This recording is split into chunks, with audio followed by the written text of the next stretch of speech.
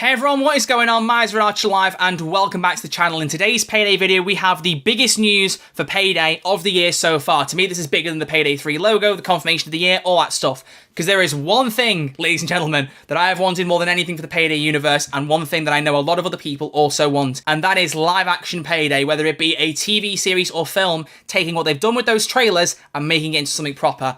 Well, today, ladies and gentlemen, a press release has come out on Starbreeze's website titled Starbreeze enters a partnership with Stockholm Syndrome to expand the Payday universe. Now, the actual page on Starbreeze is missing the usual blurb at the top, but there is a PDF attached that includes a message that perfectly sums it up. So we're going to look at that first. It says, Starbreeze AB today announces on February 16th, 2023, that it has entered an agreement with the Los Angeles-based production company Stockholm Syndrome, founded by Swedish entrepreneur and media personality Peter Settman.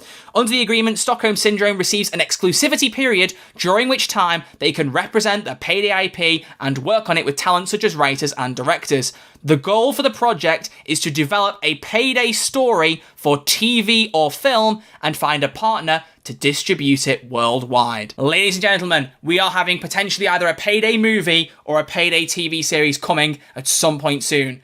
I don't know what it's going to be out the two. We've got a bit more information we want to look at, so I'm going to read through the article and then talk about it afterwards. So let's have a look and see what both the CEO of Starbreeze, Tobias, has to say, as well as Peter Settman and some other people involved with Stockholm Syndrome. We are very pleased to partner with Stockholm Syndrome with the mutual ambition to bring our franchise to new heights and an even broader audience. It's a milestone in our journey to create an IP that expands beyond the realm of games, and Stockholm Syndrome is a great partner and meshes perfectly with our mission to build an even broader and more engaged community, says Tobias, our CEO of Starbreeze. Meanwhile, over at Stockholm Syndrome, their founder Peter Settman said, we've had the opportunity to work with a lot of different IPs over the years, and Payday has always been on our radar. It has a cinematic quality and narrative that lends itself to a fantastic live-action adaptation.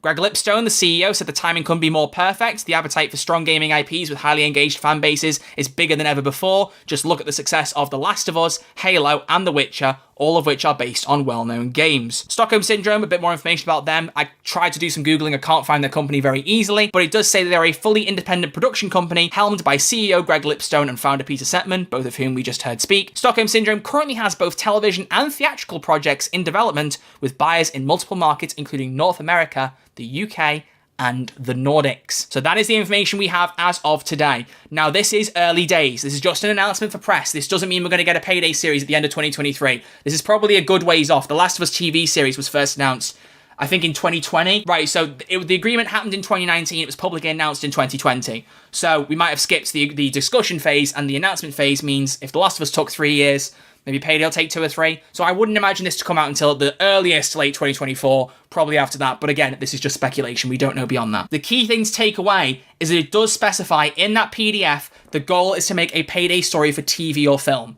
So we're not talking about the web series, because while the web series has good elements to it, I'm sure a lot of us will agree, it's a bit more dated now, it's a little bit all over the place, it doesn't really connect very well, it gives you a bit more information about some characters, but some people show up that never appear in the game, their stories aren't really wrapped up, and there's teasing of some big company called Overkill, so it was a little bit of a weirdly structured thing, but it showed promise of what else could be done. And then after that, we got the live action trailers, Hardcore Henry, the biker pack, some really peak stuff for Payday that kept screaming, why can't we do this in full form? Why can't we do it as a TV series, as a movie? So getting this now, and as I said, especially while The Last of Us, that TV series, has dominated the internet. I don't know about anyone else watching this right now, but that is literally my favourite show on TV right now. The Last of Us is one of my favourite games of all time. I love both of those games, hot take or not. So I'm really, really loving that. And I'm glad that between that and also the Sonic movies, we're starting to get video game adaptations that are actually good. Because as we all know, it's not been the most successful thing in the past. And I'm hoping that now people will start to get a bit more faith in these adaptations, because we're starting to see some come through that are good reflections of their IPs. They aren't just cash grabs. They aren't done by people who don't care for the story. They're done by people who enjoy the stuff and want to reflect it perfectly. And as far as I'm concerned, if you get a lot of the creatives on who helped make these trailers for Overkill, then you can replicate that easily. And it also means we'll hopefully get much more of Eric Etabari as Dallas, Damien Poitier as Chains, Pete Gold / Josh Len as Hoxton. I don't know how they work that out, who'd play who and who'd voice it, but whatever. It's good. It's a very, very good sign, and I am very hopeful for what this offers for the future. But that is all the information we have. What I want is for this video to be an announcement, because I've not had anyone on my Discord talk about it yet. I think this announcement's gone under the radar at the minute, so hopefully I get to break it. That's exciting. But I want to know you in the comment section below. What do you think about this announcement? What do you most want to see? Would you rather see a film or a TV series? Would you want to see it explore Payday 2 events, Payday 3 events, something separate, something to bridge the gap? What is it you're most excited to see about this? What would you love as a dream story for a Payday TV series or a Payday film?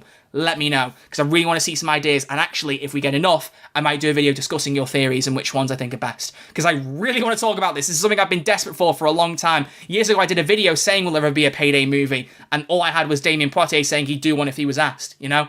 So I really, really want to be able to talk about this as much as possible. So I'm going to wrap there and get this video out almost immediately. Thank you all very much for watching. I will see you all very soon with a brand new Payday video. I think the next DLC, releases next week or soon, so you'll see more of me, no doubt, very, very soon. But either way, thank you all for watching, and I'll see you all soon. Take it easy.